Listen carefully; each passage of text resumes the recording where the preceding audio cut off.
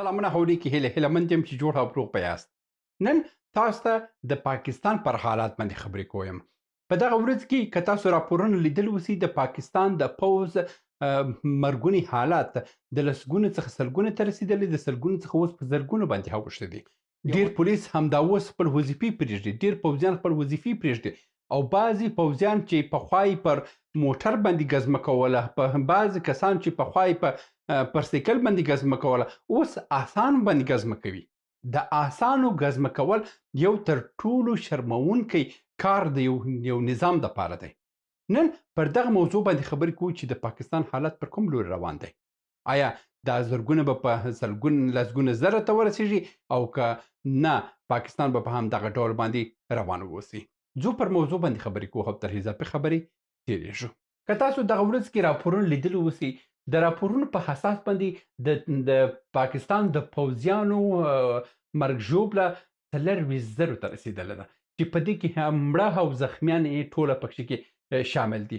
چې دا چې 40 زره پکښې کې مړه او ژوبل سوي کسان ټوله پکښې کې دي، نو د دې ښکاري چې حد اقل 2 زره 3 زره خو پکښې کې وژل سوي، که نور پکښې کې ژوبل سوي دي. نو د دې دا یو تر ټولو خطرناکه حالت د پاکستان پوځ دپاره بلل کېږي. دغه ورځ کې که موږ وګورو بېهلهي باندې هم حالات بېهلي حالات یې دومره تریخ کړی د پاکستان پر پوځ باندې چې اوس پاکستان پوځ حتی نسي کولی د بلوچستان په کومې سیمې کې چې دي هغه پخواني حالت کې چې دوی په ازادانه ډول باندې په یو ټوټه موټر کې دوی پر ټولو کوټې باندې به یو ګزمه کوله او بیرته به راتلل خپل بیسو خپل پوستو ته راتله. اوس چې دی هر ځل باندې چې دوی حرکت کوي د 12 څخه تر 20 موټران اخلي او دوی فقط د یو سیمې څخه بل سیمې ته دوی خوراکي مواد رسوي. نو حالت دې ځای ته رسېدلی دی چې اوس پوځ خپل تر ولکي څخه خپل د پوستو څخه هم دوی نشي وتلی. چې کله یو بد حالت یو حمله ورباندې راځي، همدا اوس پوځیان وایي چې موږ باندې چې کله حملې کېږي حدوداً 15 ساعته تر 6 ساعته موږ عملي دوامدار حمله لرو، مخ پر هاخوا زموږ مرمۍ ټوله خلاصېږي، مګر د پاکستان هوایي دفاعي ځواکونه چې دي زموږ دفاع ته نه راځي، نه هم موږ دپاره کوم کومکي ځواکونه راستوي. د دې څخه ښکاري چې د پاکستان چې کوم حالت دی همدا اوس مخ پر بدبختي روان دی او دا ورځ تر بلې ډېرېږي.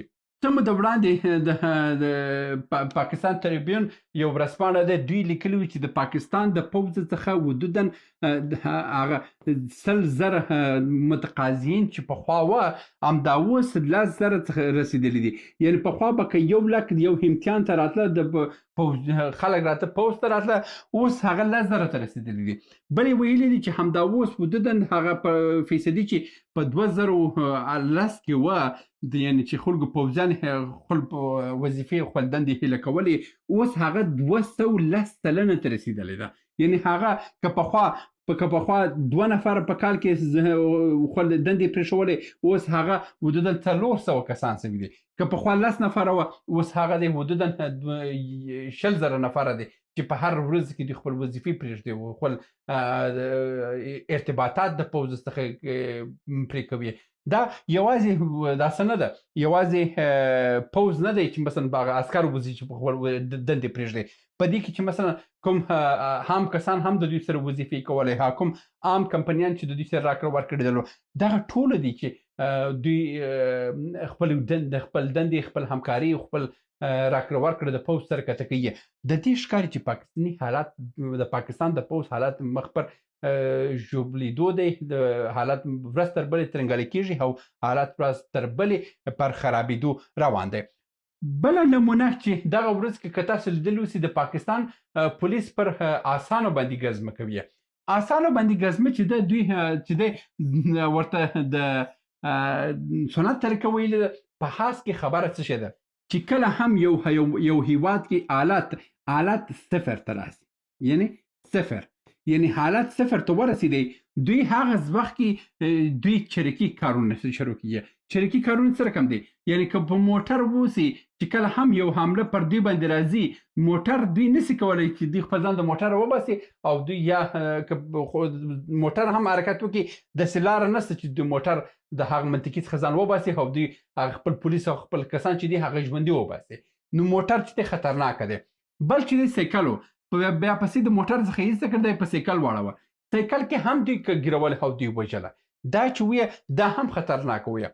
نو دا کارونه چې دي دا په اوسني حالت کې زیاتره کسان چې پوځونه چې دي د دوی امنیتي دفاعي سیستم صفر سي او بیا دوی د آسان څخه شروع کوي. آسان آسونه چې دي هغه ګټې څه ده؟ آسونه چې کله هم پر باندې حمله راغله آس خپل ځان ته لاره پیدا کوي او هغه ځان ته دفاعي سیستم دومره قوي دی چې کله هم د مرمۍ غږ وسي او داسې غږ وسي هغه خپل جهت اړولی سي. د هغه مرمۍ په غږ باندې دوی جهت اړولی سي. نو ځکه زیاتره داسې چې دي پوځیان چې دي زیاتره چریکي جنګونه چې کوي خلک چې دوی د هاسه څخه استفاده کوي.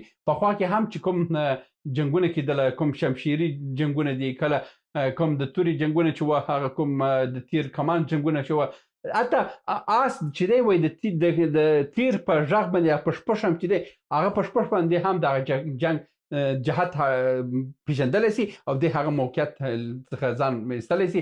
نو آس دومره ګټې دي. د همدې امله داسې ښکاري چې پاکستان حالات دومره صفر شوی دی چې نه د پولیسو هغه د دوی ټویټا چې د هغه ټویټا نور کار کوي نه سایکل کار کوي. اوس خبره آسان ته رسولې ده او دا آسان هم د پېښور په مرکز کې ده. یعنی حالت تر دې ځای خراب شوي دي چې دوی د پېښور په میانځ کې په دوی د آسان څخه استفاده کوي. یعنی معنا دا ده چې د شپې د خوا دوی په سوات او باجوړ او خیبر او د ایجنسیانو کې خو دوی هیڅ فعالیت نه لري. هغه خو بیخي صفر دی. اوس په د پېښور په مرکز کې هم دوی دې ځای ته رسېدلی چې دوی باید د شپې د خوا پر آسانه باندې حمله وکړي.